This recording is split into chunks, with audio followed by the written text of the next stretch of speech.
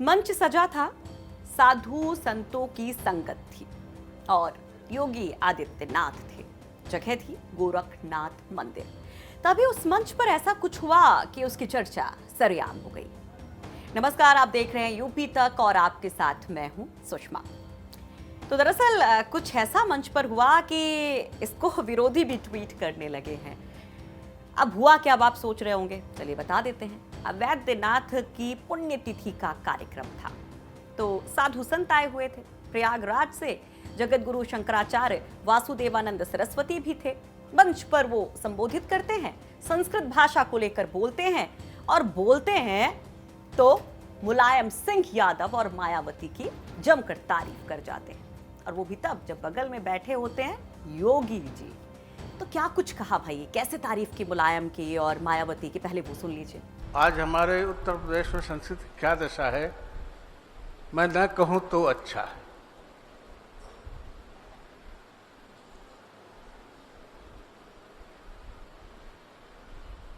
हमारे यहाँ कोई अध्यापक नहीं, हमारे यहाँ मतलब संस्कृत पाठशालाओं में,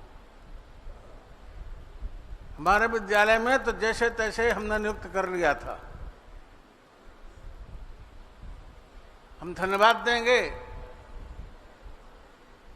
तत्कालीन मुख्यमंत्री मुलायम सिंह जी को, जिन्होंने संस्कृत के विद्वानों को माध्यमिक स्तर तक ले आकर के उनको व्यवस्थित किया, उनको वेतन दिया माध्यमिक का, उनको सारी सुविधाएं दी।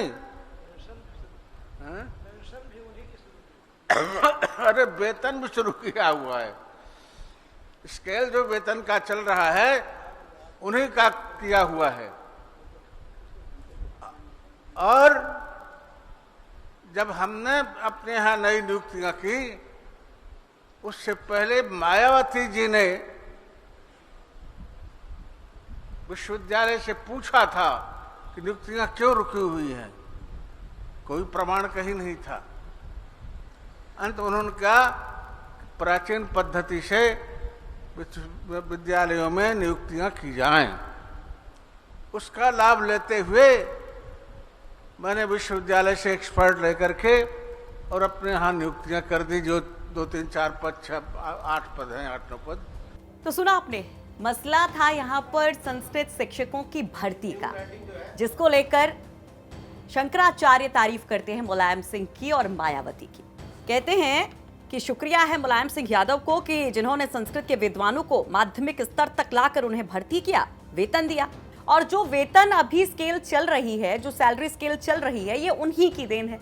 आगे मायावती की भी तारीफ करते हैं और कहते हैं कि अपने यहाँ नई नियुक्तियां करने के पहले मुख्यमंत्री मायावती ने, उस समय की मुख्यमंत्री मायावती ने विश्वविद्यालय से पूछा था कि नियुक्तियां क्यों रुकी हुई हैं। विश्वविद्यालय के पास कोई प्रमाण नहीं था और अंत में उन्होंने कहा कि प्राचीन पद्धति से नियुक्तियां की जाएं, और इसका फायदा उठाते हुए हमने विश्वविद्यालय में एक्सपर्ट से सलाह करते हुए वहां नियुक्तियां की। लेकिन एक मलाल था कि नियुक्तियां ठीक नहीं हुई, बस ये था। और जब बारी योगी की आई, सीएम योगी की आई, तो उन्होंने मौके पर चौका मार दिया। प्रत्यक्ष तो कुछ नहीं बोले, लेकिन परोक्ष रूप से बहुत कुछ कह दिया। कैसे जवाब दिया, जरा सुनिए।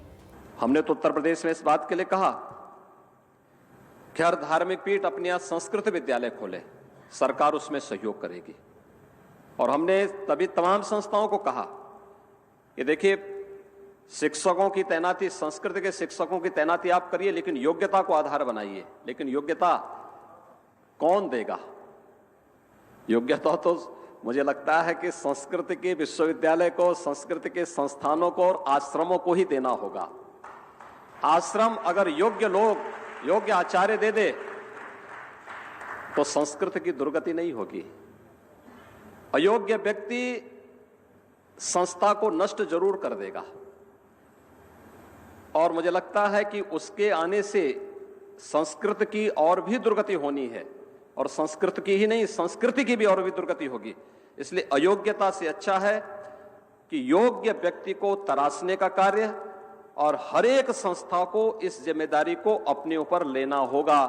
तब केवल सरकार के भरोसे योग्यता को तराशने का कार्य नहीं होगा। तो भैया योगी कहते हैं कि योग्य लोगों की नियुक्ति होनी चाहिए और इसकी जिम्मेदारी सिर्फ सरकार की नहीं है, मठाधीशों को भी आगे आना चाहिए, साधु संतों को भी योग्य लोगों को ढूंढ कर लाना चाहिए।